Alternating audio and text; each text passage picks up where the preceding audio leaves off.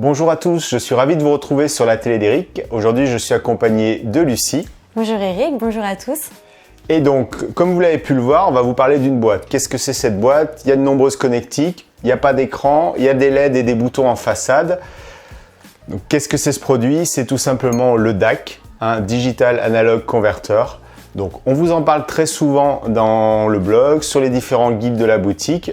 C'est un produit que vous utilisez tous les jours. On l'a dans le smartphone, dans l'ordinateur, même dans le téléviseur. Et aujourd'hui, donc avec Lucie, on va vous présenter ce produit dans le détail qui est le DAC Magic 200M de Cambridge Audio. On se retrouve tout de suite après le générique.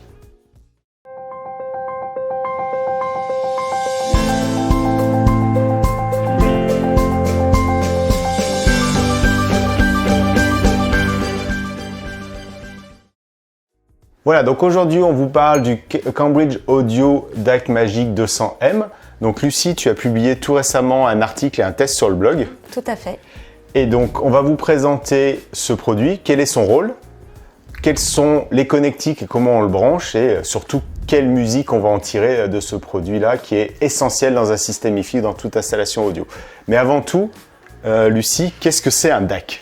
Eh ben, un DAC, comme tu as commencé à le dire dans l'introduction, c'est quelque chose qu'on va retrouver dans tous nos appareils, smartphones, tablettes, ordinateurs, etc. Et ça va nous permettre de convertir un signal numérique en un signal analogique. Donc, qu'est-ce que ça veut dire? C'est juste en fait un appareil qui convertit le signal pour qu'il puisse être audible à l'oreille. D'accord, donc oui, le produit dont on vous parle, c'est celui-ci. Donc on est voilà, sur une taille qui est assez raisonnable. Vous voyez, par rapport à mon iPad, il est même plus petit. Quand tu as dit ça va permettre de convertir tous les signaux numériques et qu'on dit on l'utilise tout le temps, parce qu'effectivement aujourd'hui la majorité du bruit, de la musique qu'on a avec nos smartphones, c'est en numérique. Oui, voilà, et du coup c'est grâce au DAC qu'on va pouvoir entendre ces musiques numériques à l'oreille. D'accord, donc là on est sur un produit additionnel, parce que l'on le voit c'est un boîtier externe, on imagine bien que voilà, dans mon iPad il y a aussi un DAC, on voit bien que ça ne peut pas rentrer dedans. Donc quel est l'intérêt d'avoir un produit presque aussi gros complémentaire? Et l'intérêt, c'est qu'en fait, ça va pouvoir nous apporter plus de richesse, plus de dynamisme dans nos musiques. C'est vrai que c'est un appareil supplémentaire, mais qui apporte vraiment beaucoup de détails à nos musiques, d'où l'intérêt d'utiliser un DAC externe. Donc même avec un smartphone, on les retrouve, les petits DAC portables sous forme de clé USB à peu près, et ça va vraiment permettre de détailler d'autant plus nos musiques, de sublimer nos morceaux, si je puis dire. D'accord, très bien. Effectivement, voilà, régulièrement sur le blog, on vous parle de différents DAC. Les DAC nomades qui, eux, fonctionnent avec un ordinateur et surtout avec un smartphone. Et là, donc, on est sur un produit de plus grande taille, dédié soit à une utilisation bureau ou Wi-Fi. Avant cela, on va peut-être vous parler aussi de Cambridge Audio. C'est une marque que vous avez déjà entendue, je pense. Au catalogue, nous, on l'a depuis quelques temps et on a tout particulièrement un produit que tu apprécies, Lucie, oui. De chez Cambridge Audio. De chez Cambridge Audio, tout à fait. On a écrit un test même comparatif avec un autre produit. Tu as tourné une vidéo dessus avec Olivia.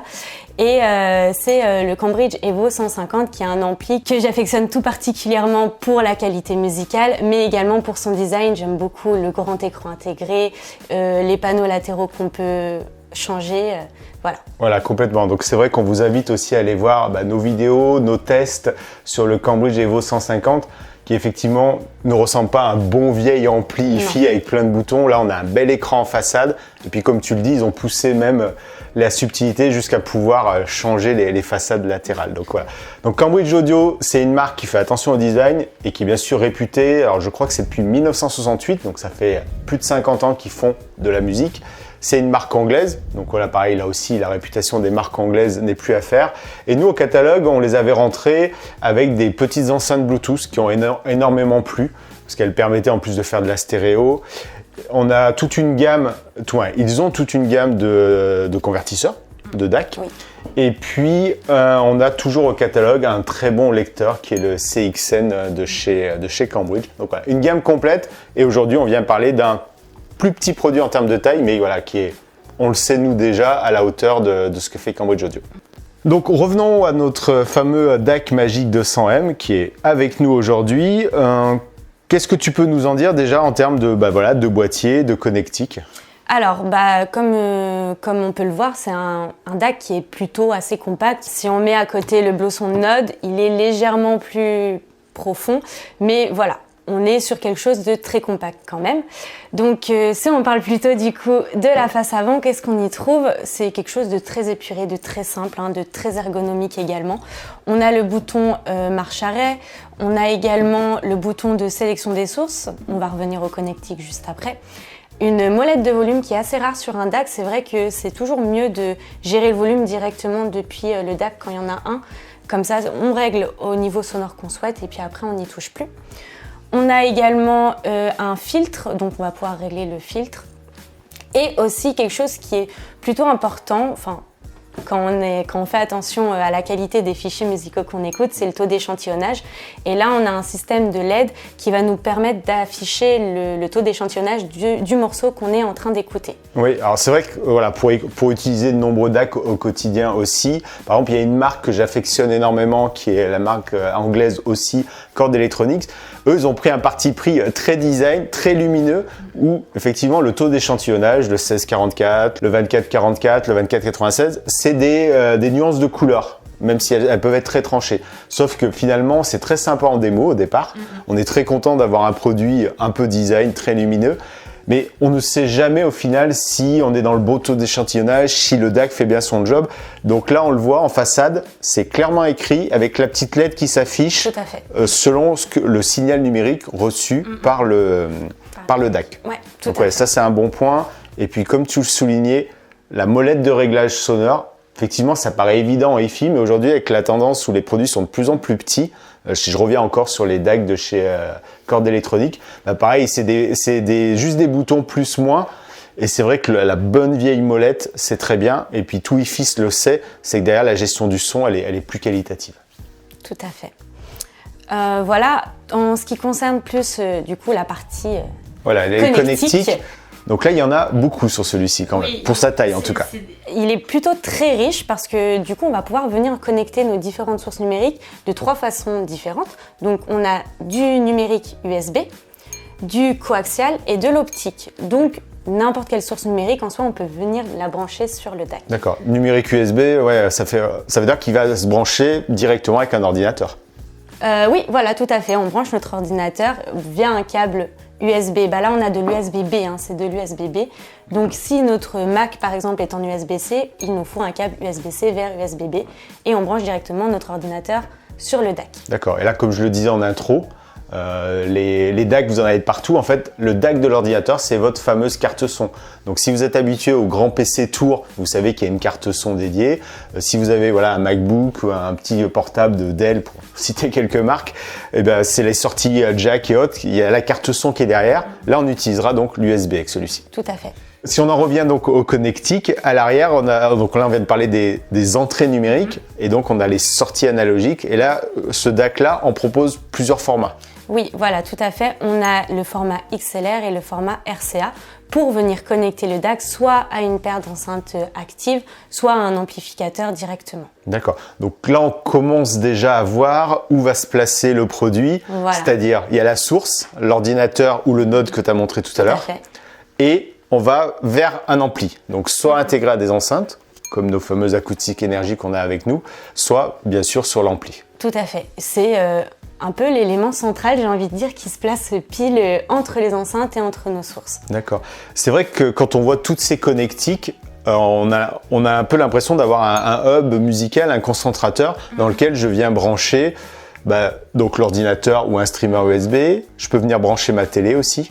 Oui, en optique, tout à fait, oui. Ou pourquoi pas une platine CD, on a le droit de garder une platine CD encore. Et le fait qu'il y ait plusieurs, du coup on a 2 optiques, 2 coaxiales, on peut venir brancher même plusieurs sources en même temps et après les sélectionner. D'accord, donc là la sélection se fait en façade? Voilà, elle se fait avec le petit bouton source. Bon, on passe, avec un appui, on passe d'une source à l'autre. D'accord.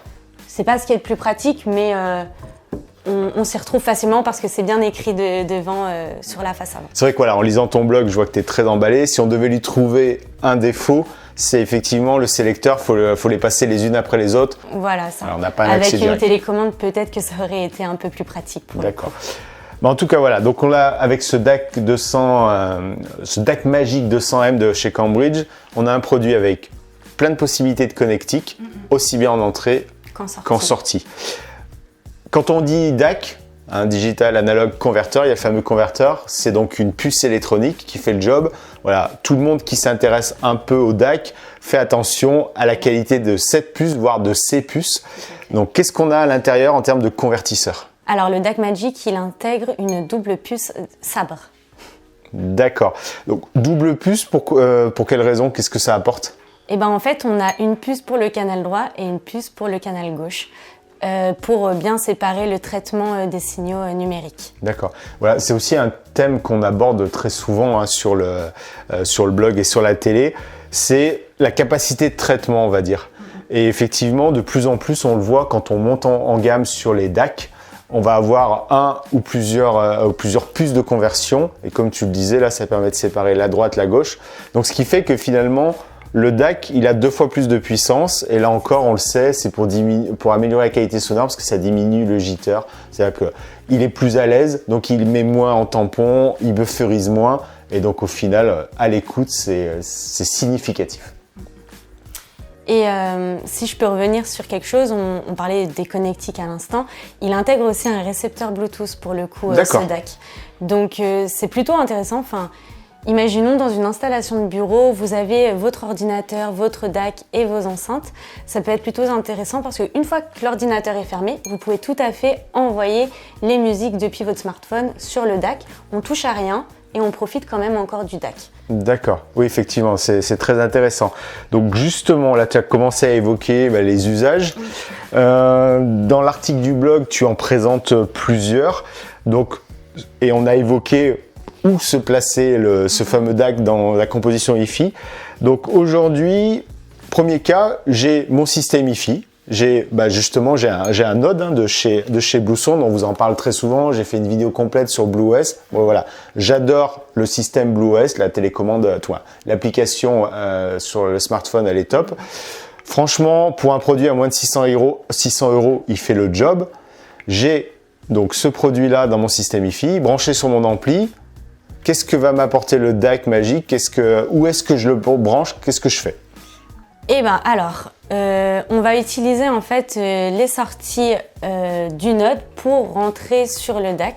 Donc là, par exemple, on va pouvoir se connecter soit en optique ou soit en coax également, qu'on vient brancher directement sur le DAC Magic. D'accord, donc là en sortie numérique, on sort uniquement en numérique avec un câble numérique et après depuis le DAC on va sortir, là par exemple moi dans l'article du blog je l'ai illustré avec les acoustiques énergiques qu'on vient connecter en XLR. On sait très bien qu'une connexion XLR c'est d'une meilleure qualité qu'une connexion RCA, donc c'est celle qu'on utilise. On a la chance sur les AE1 d'avoir une entrée XLR, donc c'est celle qu'on va privilégier. D'accord, donc là voilà, pour résumer, on sort en numérique, on rentre en numérique bien sûr là-dessus, et donc après on ressort en analogique. Donc voilà, point essentiel, le Node, c'est un lecteur réseau. Donc nous, voilà, on a pris une terminologie à la boutique d'Eric dans tous nos guides. Quand on dit lecteur réseau, c'est qu'il y a la partie streamer et DAC. Voilà. Donc lui, il a bien son DAC. Quand je viens sortir sur une sortie numérique, je n'utilise plus du tout le DAC. Non, pas du tout. Voilà, et donc je vais utiliser celui-ci. C'est le DAC Magic qui va prendre le relais du coup sur le DAC qui est intégré déjà dans le Node. D'accord. Et je ne sais pas si tu te souviens, mais quand le DAC Magic il est arrivé sur le marché, on avait vraiment hâte, on s'est directement dit avec le Node ça doit être super bien à l'écoute. Complètement. Et du coup on l'a testé, Nicolas, notre expert audio-vidéo, nous l'a fait écouter. Et je ne sais pas si tu as les mêmes impressions que moi, mais pour le coup, c'est vrai qu'une fois le Node branché avec le DAC, c'est vraiment les morceaux, ils ont été sublimés, on entendait beaucoup plus de richesse, beaucoup plus de détails. Complètement, voilà, complètement. C'est vrai qu'un DAC de cette qualité, et quand ils l'ont annoncé sur le marché, on a vu sa taille, on a vu son positionnement de prix, on s'est dit voilà, là on a un beau produit pour faire un superbe upgrade d'un système basé sur le Node. Parce que voilà, le Node, à son tarif, il est déjà très bien. Bonne idée, il y a un DAC, donc ça permet déjà d'upgrader un système ancien où on n'a que des sources CD, vinyle. Donc là, on vient avec un lecteur réseau. on a déjà une belle écoute, mais effectivement, on utilise à 100% les qualités du lecteur et tout le système BlueOS avec Qobuz, Tidal, etc. quand on vient brancher un DAC de cette qualité. Ah, c'est sûr. Voilà. Donc ça, c'est le premier usage, j'ai mon système hi-fi. Tout à l'heure, tu parlais d'ordinateur, on voit sa taille, puis aujourd'hui, de plus en plus, je le vois notamment ici dans les bureaux, beaucoup de monde travaille régulièrement au casque. À la maison, c'est ce qu'on fait en mode télétravail, soit pour être concentré, soit pour s'isoler des enfants autour, etc. On travaille avec le casque. Donc là, le DAC magique, on a parlé tout à l'heure, peut remplacer la carte son d'un ordinateur. Oui, tout à fait. Dans une installation de bureau, comme vient de le dire Eric, effectivement, on va pouvoir connecter notre ordinateur directement. On a une entrée USB de type B, donc on va connecter notre Mac directement sur le DAC.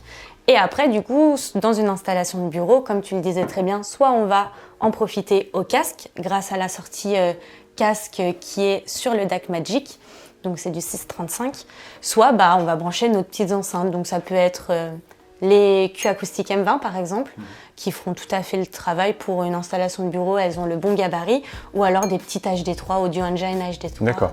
Donc voilà, là on voit son setup, on a soit un ordinateur portable sur lequel on vient brancher en USB le DAC Magic. Alors tout à l'heure, tu parles de la connectique USB-C ou USB-A qui peut y avoir sur l'ordinateur et la connectique USB-B qu'on a ici. Donc voilà, encore une petite précision. Prenez pas le bon vieux câble USB de votre imprimante. Non. Parce que oui, ça va marcher, c'est-à-dire que vous allez le brancher, vous allez lancer l'appli Qobuz ou Audirvana, vous allez voir sur les petites LED apparaître du 1644 et autres. Donc oui, ça va fonctionner, sauf que franchement, vous allez perdre 40 à 20% du signal. Tout simplement, ça va être dégradé à l'intérieur du câble, ça va rebondir n'importe comment, ça va être parasité. Donc là aussi, vous prenez un câble chez AudioQuest par exemple ou autre, et vous faites la liaison numérique entre l'ordinateur et le DAC de cette manière-là. Et du coup, je me suis peut-être pas assez attardée dessus quand on a parlé. Tu viens de parler d'Audirvana, de Qobuz, etc. C'est vrai que Audirvana, on en profite depuis notre ordinateur. C'est un logiciel qu'on va installer sur notre ordinateur. Et du coup, c'est l'utilisation première. Si on veut écouter Audirvana dans une meilleure qualité, avec le DAC Magic, c'est parfait. Oui. C'est vrai que voilà, c'est essentiel. Alors, si vous vous interrogez sur ce que c'est Audirvana, je vous invite à regarder nos dernières vidéos, parce que Nicolas a commencé toute une série sur ce logiciel, qui permet de transformer un ordinateur en un véritable streamer. Et qui dit streamer, derrière, il faut un convertisseur. Donc, si on part sur Audirvana, parce que c'est un investissement, c'est 120 € annuel pour l'utiliser, si je dis pas de bêtises. Donc voilà, il y a un abonnement annuel. La qualité sonore, elle est vraiment là, mais à condition d'avoir une véritable carte son, donc un véritable DAC là-dessus. Là, ce que l'on voit aussi, c'est qu'en façade, il y a une sortie casque. Donc, est-ce qu'à l'intérieur, on a un véritable ampli casque sur ce DAC audio ? Tout à fait, oui, on a un vrai ampli casque en plus avec une sortie 635 pour les bons casques. C'est un ampli casque de qualité. Moi, pour le coup, pour l'avoir testé, je l'ai testé avec le casque Sandy Peacock, qui est un casque ouvert qu'on apprécie tout particulièrement. On l'a testé avec des amplis lents à lampe. C'est vraiment un très bon casque et c'est vrai que l'ampli qui est intégré dans le DAC Magic, il fait totalement le travail. Voilà, donc c'est vrai que ça, quand on le voit sur un ordinateur, c'est un vrai plus. C'est-à-dire qu'aujourd'hui, quand on veut avoir un casque de qualité, c'est rarement une sortie 3.5 comme les mini jack qu'on a. Donc là, on va pouvoir avoir un ampli qui va fournir la puissance nécessaire pour tout type de casque, ça fonctionne bien. Et ensuite, bien sûr, en amont, comme on n'arrête pas de le dire pendant cette vidéo, on a une conversion qui est très belle qualité. Ce que j'apprécie pour régulièrement fonctionner dans ce type de configuration hi-fi avec un ordinateur, c'est là pour le coup il y a un vrai sens à avoir la molette devant. Comme tu le branches sur le casque, oui effectivement. Voilà. Donc là on a le réglage, c'est à portée de main, c'est une grosse molette, ça évite d'aller dans les réglages de l'ordinateur pour monter, descendre le son. Et puis quand on parle d'Audirvana, Audirvana, c'est un très bon logiciel pour rendre son ordinateur comme un streamer. On va mettre la sortie fixe et là, on règle le volume sonore uniquement depuis le DAC Magic 200M de Cambridge. Oui, tout à fait. D'accord. Donc là, on a vraiment une config qui est aussi bien adaptée à l'environnement, on va dire, avec son ordinateur en mode télétravail, en mode je m'isole avec mon casque. C'est ça. Puis l'un n'empêche pas l'autre. On peut tout à fait avoir des enceintes de brancher et notre casque aussi qu'on vient brancher pour écouter. L'un n'empêche pas l'autre. On peut vraiment avoir le setup, brancher et débrancher son casque. Complètement. C'est vrai que là, on a une approche où à l'arrière, on a toutes les connectiques pour venir brancher les sources et l'ampli et les enceintes. Et à l'avant, on viendra brancher uniquement le casque. Tout à fait. Très bien. Eh bien, Lucie, je te remercie parce qu'effectivement, là, en complément de ton test qui reprend tout ce qu'on vient de dire, qui vous permet aussi de voir des schémas sur les branchements, parce que souvent, quand on a le DAC, on ne comprend pas bien l'usage parce qu'on sait que des produits comme le Node ont déjà un DAC. L'ordinateur, on se dit, bah, de toute façon, il a une prise de casque, donc j'ai qu'à brancher mes enceintes actives dessus ou mon casque. Donc c'est vrai que voilà, avec ces schémas, on comprend mieux le placement. J'espère qu'aussi aujourd'hui, avec cette vidéo, on vous a aidé à cela. Donc d'ailleurs, n'oubliez pas de liker, posez vos questions dans les commentaires. Je vous réponds personnellement, voilà, c'est aussi la philosophie de la boutique d'Eric et de la télé d'Eric, je réponds en direct aux questions. Et puis, c'est aussi l'occasion pour nous de faire soit de nouveaux articles pour le blog, soit de nouvelles vidéos. Sur ce DAC magique, justement, qu'est-ce qu'il a de magique pour toi? Qu'est-ce qu'il a de magique? C'est que pour moi, c'est un DAC très polyvalent. On va pouvoir l'utiliser tant dans un système hi-fi qu'avec l'ordinateur. Et c'est vrai que les petits points positifs que je retire personnellement, c'est l'USB-B. Tous les DAC n'en ont pas forcément. Et la sortie XLR, forcément, qui est très intéressante. Et la petite réception Bluetooth qui peut toujours être très pratique pour les invités aussi, pour diffuser les musiques. Complètement, voilà. C'est vrai que là, dans un si petit boîtier, parce qu'on le voit, il n'est pas plus grand que le Node, il est très riche en connectiques. Ils n'ont fait aucune impasse sur les connectiques, parce que des fois on a du coax, de l'optique, ils oublient l'USB, ou quand ils mettent de l'USB, ils se disent c'est que pour les ordinateurs ou les tout nouveaux streamers, et puis adieu la platine CD qu'on viendrait brancher en coax ou la télé en optique. Donc voilà, c'est très riche. Et puis ouais, mention spéciale, comme tu dis, sur l'XLR. Donc si vous avez un doute sur l'XLR, prenez des câbles XLR qu'on a à la boutique, nous on vous les prête tout simplement, et puis vous verrez immédiatement l'ouverture du champ sonore, la spatialisation que vous en obtenez. Et puis dernier petit conseil sur les DAC, comme je le dis souvent, c'est l'homogénéité de votre installation. Donc voilà, c'est pour ça que ça fait tout sens avec le Node. On a le Node, on est sur un produit à 649 €, qui est déjà très bien placé en prix. Souvent les clients nous disent, j'aimerais mieux. Qu'est-ce que je fais? Je change mon Node, mais j'adore l'appli BlueOS. Donc là, on va pouvoir venir lui adjoindre celui-ci. On upgrade. Voilà, on upgrade. En plus, voilà, l'un à côté de l'autre, ça a de l'allure. Au-dessus, ça rentre parfaitement. Souvent, on nous dit, ouais, mais le réglage sonore, il était sur le pavé, etc. Bah là, en plus, on l'a devant. Voilà. Donc voilà, ça, c'est vraiment, je dirais, le DAC magique de 200M de Cambridge. C'est le très bon jumeau associé du Node. On l'a vu, c'est excellent avec un ordinateur. Et donc là, voilà, quand vous avez quelque chose de cohérent chez vous, vous avez l'élément à rajouter pour profiter de votre ampli, de vos enceintes et de votre source numérique. Très bien, Lucie, je te remercie pour cette présentation qui complète l'article sur le blog que je vous invite à lire, qui sera en description, en lien en description sous la vidéo. Vous aurez vu apparaître aussi différentes incrustations vidéo qui vous présentent tous ces contenus. Voilà, c'est ce qu'on essaye de faire à la boutique d'Eric, c'est des guides sur la boutique, des comparatifs, donc voilà, Lucie œuvre beaucoup à cela aussi, et puis des tests où on rédige, voilà, je dirais à quatre mains, entre des rédactions que propose Lucie ou que je rédige moi-même. Voilà, merci à tous pour avoir suivi cette vidéo et je pense que vous comprenez mieux l'intérêt et l'utilité d'un DAC. Donc on se retrouve très bientôt justement pour de nouvelles présentations de produits ou tutos plus complets. À très bientôt!